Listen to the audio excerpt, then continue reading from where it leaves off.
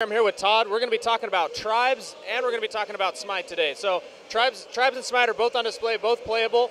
It's been a long time since we've seen the original Tribes.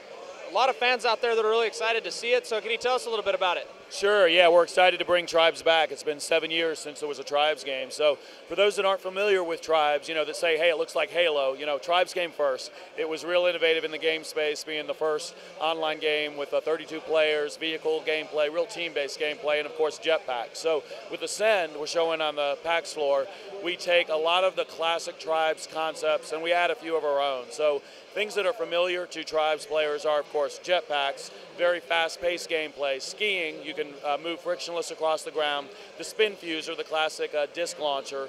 3 of the vehicles are back from previous games: the Flying Strike, the Beowulf tank, the Grav Cycle. We've actually added a passenger spot for the Grav Cycle. All that's playable on the PAX floor. But there's a few things that we've added in Ascend. Number 1, new weapons. So we've added ballistic weapon choices for players, so SMGs, pistols, etc., in addition to the classic weapons. Number 2, we've added a class-based element to the game. So there's very distinct classes. We feel like that really supports the team-based, objective-based gameplay of things like Capture the Flag. So we have 9 playable classes on the floor. When we release, we're going to actually have 15 and add more over time. And then the third thing is progression. So within the match, there's progression because you earn credits by doing good things like returning your team's flag or repairing the generator, or even things like a mid-air kill. Those accolades will earn you credits, and then you can use those to help your team by purchasing vehicles or upgrading your base. And then we have some between match progression, so you do get experience for a persistent character, and that helps you with prestige ranks, and we also have a perk system. So those are some elements that we've evolved the franchise with Ascend. And with the system powers that people have now and the server side power, how many people are we looking at on a map at one time? Yeah, we're sticking with 32, so like the original Tribes. So we're showing here 12 versus 12. It's awesome to see all the mayhem that's going on, but we expect servers to go up to 32 players. So 16 versus 16. That really fits the gameplay of Capture the Flag and the map size really, really well. So, are you guys going to have leaderboards and stat systems? Yeah, we will. We definitely want to support the competitive community, so leaderboards, stats, etc. We actually are planning pub play, which is just a quick join sort of match. We'll have ranked play, so keeping track of players' ELO skills and doing matchmaking for a very competitive, fair play, and then private servers as well. So people will always have to log in with a high-res authenticated server as a free-to-play game, but if you want a local server for your clan or perhaps to adjust some server flags differently, we want to support that play as well. And what kind of payment model are you guys looking at for Tribes? So it's free to play, fortunately. I mean, we feel strongly about this idea of AAA free to play, which means free to play that is very balanced, looks really polished, and most importantly, not pay to win. So it's real important to us that anything that affects the gameplay can be earned by actually playing the game. So the 3 things we're going to sell within Tribes Ascend are faster unlocks of classes. You can earn them by playing the game, but if you want to get them faster, that's something you can do a microtransaction for.